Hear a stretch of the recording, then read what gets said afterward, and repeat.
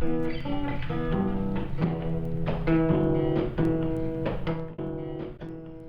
everyone, and welcome to Homecooked History, a production of the Heritage Alliance.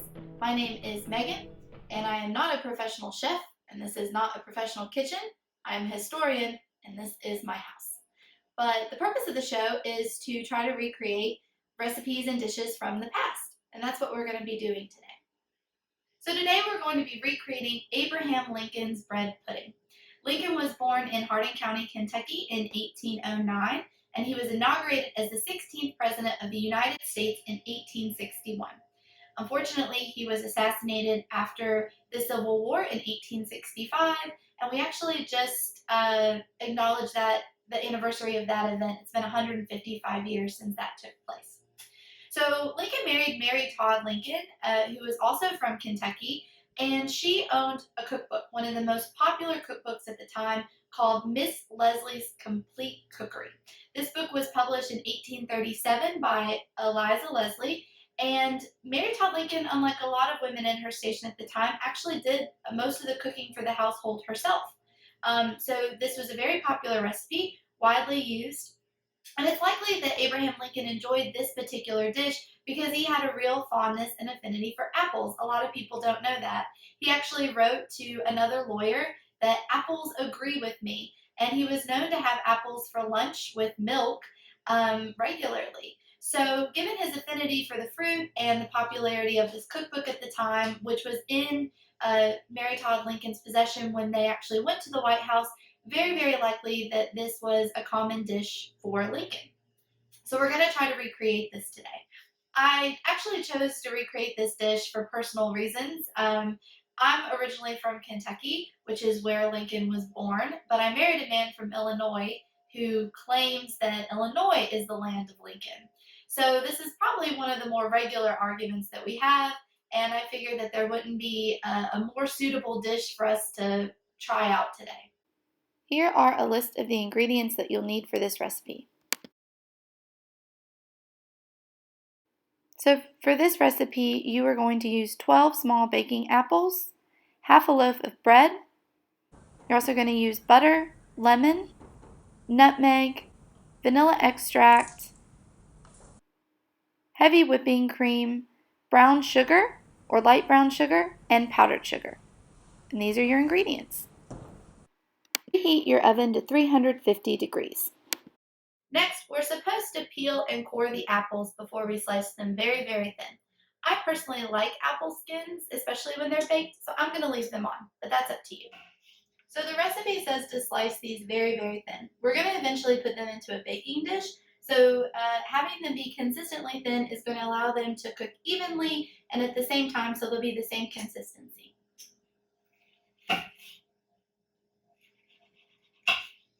So Ryan, why do you think that Abraham Lincoln should be claimed by Illinois?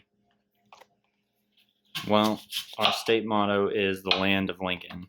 Additionally, he spent almost all of his adult life there before becoming president, and he never returned to Kentucky, which I feel like if he would have really enjoyed it, he might have gone back. I have so many issues with this. Okay, because by your reasoning, Indiana could claim him since he moved to Indiana. And also, just because you say something is something doesn't make it true. I can say I'm the Queen of England, but that doesn't make it true.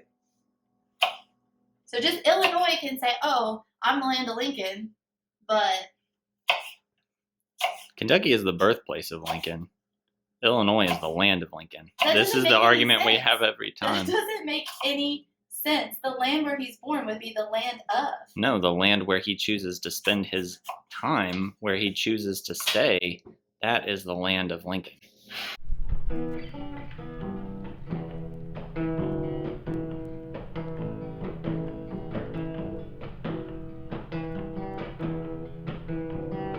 The original recipe calls for pippin, but I like the taste of Granny Smith better, the tartness, so that's why I'm using that type of apple for this.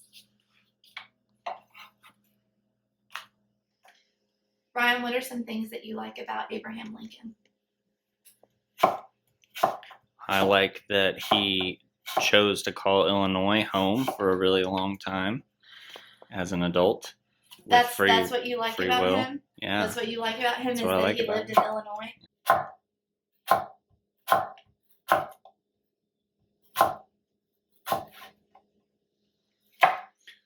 Another thing I like about Lincoln is that he was self-educated and self-made, so didn't come from a lot of privilege and found his way in the world. You know where he got those habits from? Those hard-fought, independently spirited habits from his early years in Kentucky. So American foodways were really different in the 1800s. Americans had a very different diet than we have today. And preparing food, producing and preparing food took up a lot of time. Most women would spend the majority of their day cooking. And you see certain ingredients or certain dishes pop up all over the United States, in addition to regional specialties too. So it's kind of interesting to see how foodways change. So we've sliced our apples and are ready for the next step. And we're actually going to juice an entire large lemon, and then we're going to use the zest in there as well. So we're going to do that, and then we're going to pour the lemon juice over the apples. You're also going to add 1 teaspoon worth of lemon zest. How do you measure out a teaspoon of lemon zest? 1 whole lemon should be a teaspoon worth of zest. Is that a risk you're willing to take? I don't know yet. I may regret it. All right. That is approximate, but it will do. Now I'm going to add the juice from the lemon.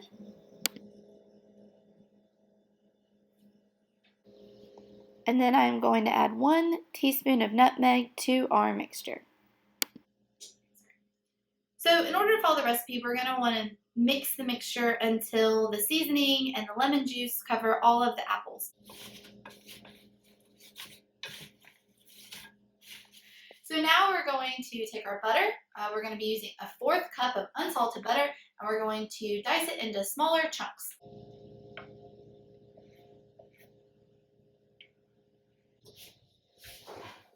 So now that we have our mixture ready, we're going to prepare our dish. You're going to want to use a 9x13 baking pan, and we're going to grease the pan with some additional butter. So now we're going to create a single thick layer of apple slices on the bottom. We're going to cover the entire surface of the bottom of the pan.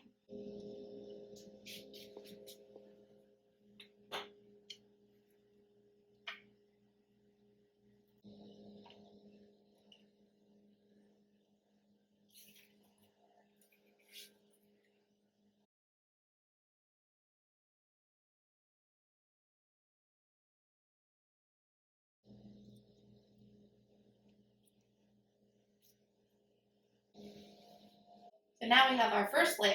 So now we're going to sprinkle a pretty generous layer of brown sugar on top of this tier of apples.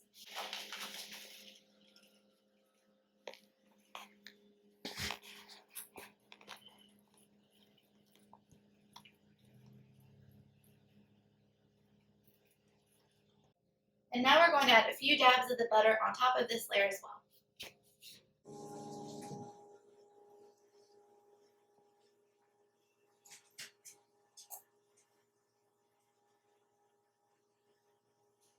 So we're going to need 1 cup of breadcrumbs to go with this recipe.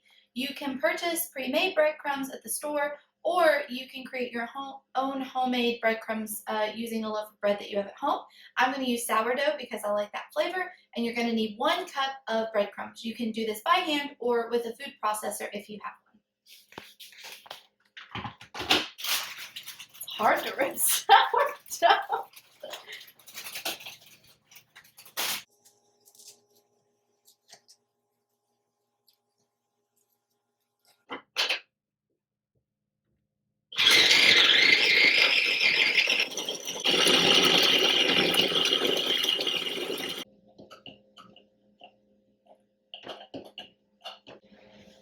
Perfect. So now we're going to sprinkle some of our breadcrumbs breadcrumbs over this layer of apples.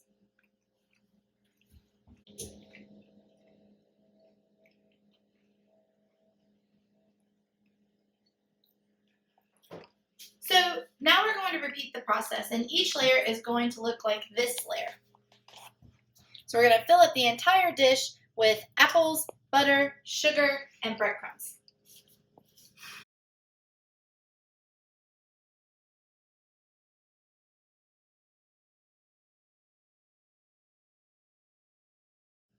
So now we've filled up our entire pan, and we're just going to put a final layer of breadcrumbs on the very top.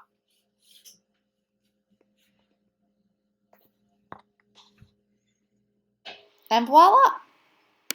So at this point, the actual bread pudding is ready to go into the oven. It's going to bake for 50 to 60 minutes or until the top and edges are brown and the apples are cooked all the way through. So we're going to put that in the oven, and in the meantime, we're going to make a cream sauce to go with it.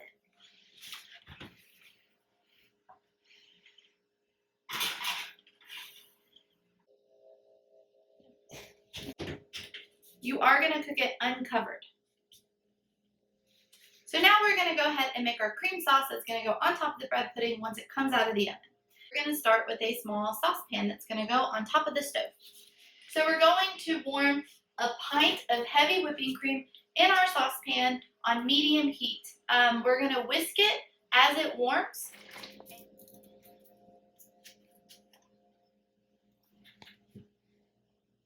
So you're going to want to whisk the heavy cream until it comes to a boil, and then we're going to add the other ingredients for our cream sauce.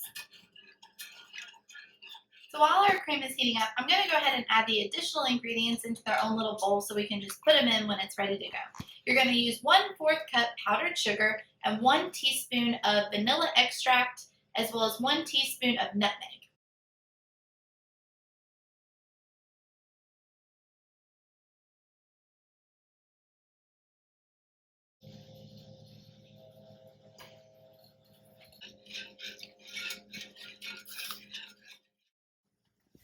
So our cream is now boiling, so we're going to add the other ingredients to the pot.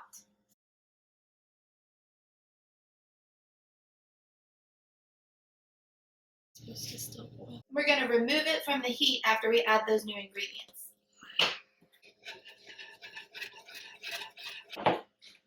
So after we take the sauce off of the heat, we're going to strain it through a mesh strainer or a sieve into a cream presentation dish.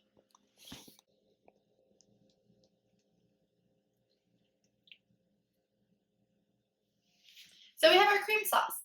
This isn't a very thick sauce, so you are going to want to stir it from time to time so that a skin doesn't form on the top, but we're going to serve it warm over our finished apple bread pudding. Okay, so now is the time. Our Abraham Lincoln apple bread pudding should be ready, so we're going to pull it out of the oven.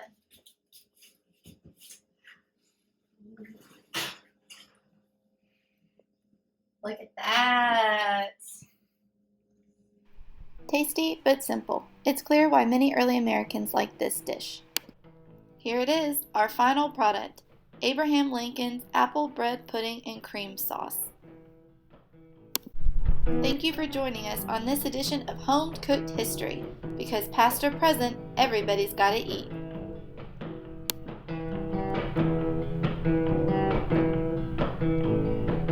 Attention, please. Test.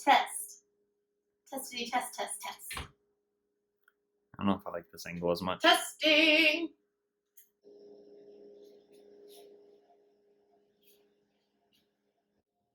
Oh, I didn't put on the blade.